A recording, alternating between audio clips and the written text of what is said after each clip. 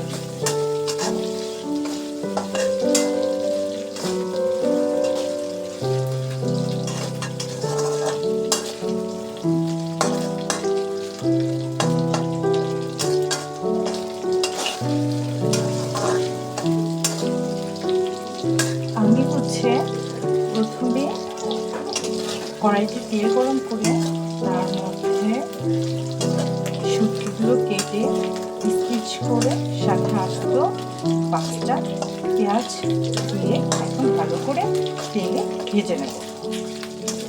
কিছুক্ষণ ভালো করে ভেজে নেওয়ার পর মশলা কষিয়ে নেব। এগুলো এখন ভাজা হয়ে গেছে, এগুলো একটা বাটিতে তুলে রাখবো।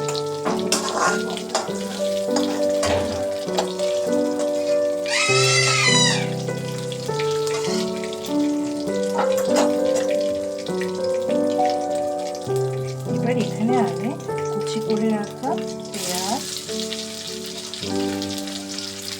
রসুন দিয়ে দিব।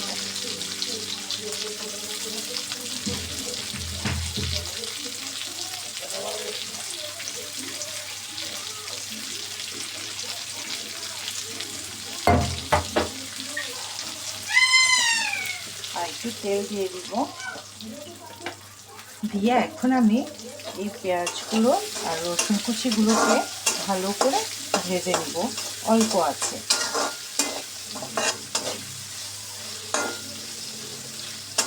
এই সময় চুলার আঁচটা আপনার লো মিডিয়াম হিট থাকবে।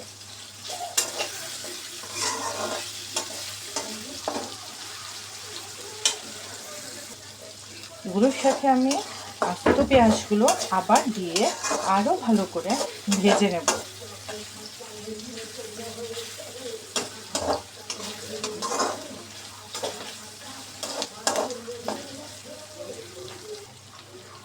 এবারে আমি আদা রসুন পেঁয়াজ পেস্ট করে নিয়েছি, সেগুলো এখন আমি দিয়ে দিচ্ছি।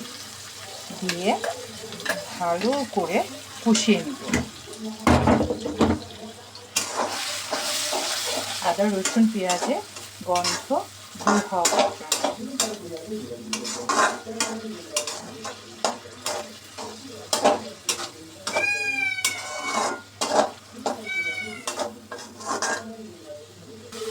আদা রসুনের গন্ধ দূর হওয়ার পর আমি এবার একটু ঝাল করে পাতুরিটা করব, তাই মরিচের গুঁড়ো দিলাম 2 চামচ,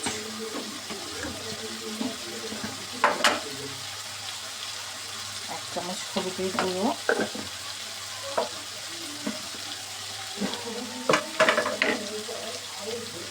স্বাদ মতো লবণ দিয়ে দিলাম।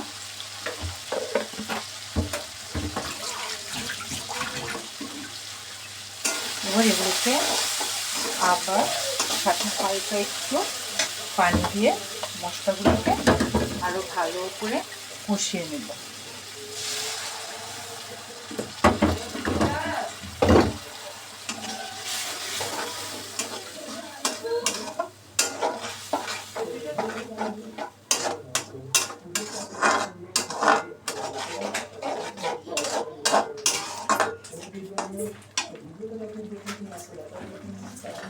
মশলাগুলো কষে এলে আমি একটু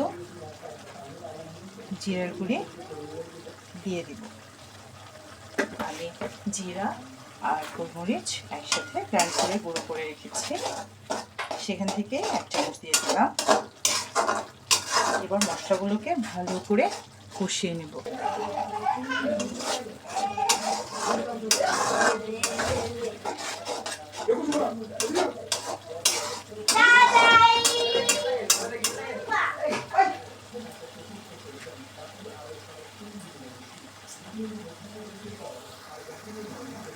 মশলাগুলো কষানো হয়ে গেছে।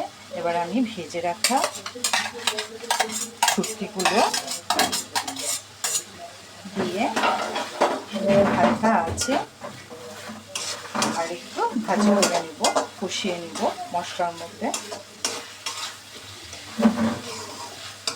অসম্ভব টেস্ট হবে, দেখেই বোঝা যাচ্ছে। আপনারা প্লিজ একদম সহজ উপায় রেসিপিটা ট্রাই করে দেখবেন, খুব কম সময় লাগবে।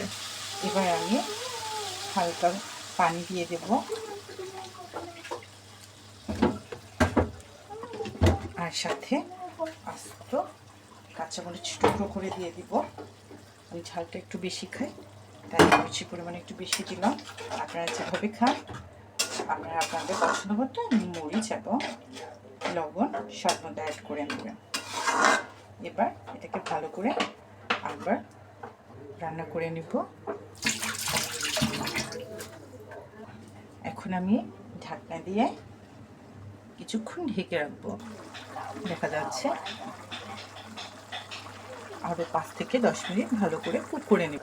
আবার ঢাকনা দিয়ে ঢেকে দেব, একটু নেড়ে চেড়ে দিব। আবার ঢাকনাটা খুলব।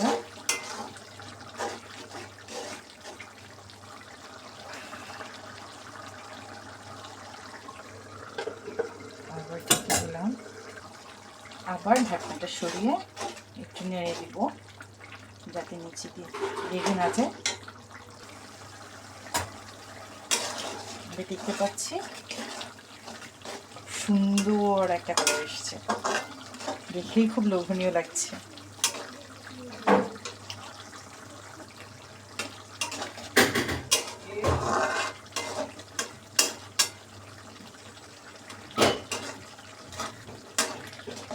আর একটু মাখা মাখা হবে। আমি জানি না আপনাদের কেমন লাগছে, বাট আমার এখনই ভাত খেতে ইচ্ছে করছে।